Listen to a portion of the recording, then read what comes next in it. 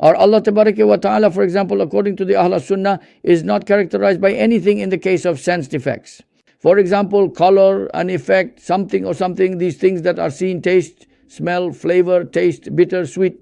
Because these are all after. The ors are also after and the effects are also after. Both the substance and the effect are all hadiths.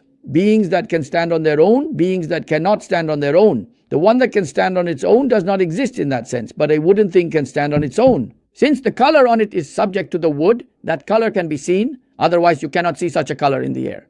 You have to get it on something so that you can see the color. Now, these smells and tastes are subject to the personality.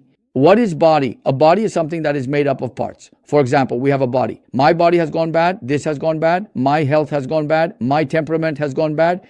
These are your temperament, your body. What do you call it? Water, air, earth, fire. You have been created from 4 elements, the main basic substances. Here, if your fever falls, if you freeze, you die. If you have a fever at work, you die after how many degrees, right? If you are dehydrated, you die. If you are without air, you die without breath. Water, air, earth, fire, because it is your raw material, you need all 4.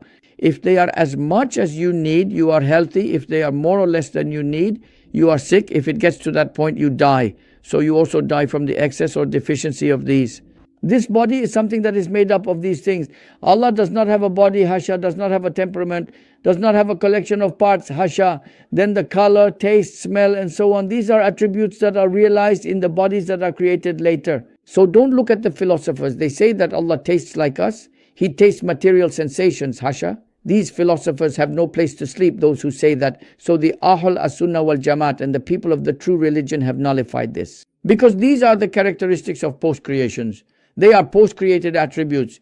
It is inconceivable that they exist with Allah.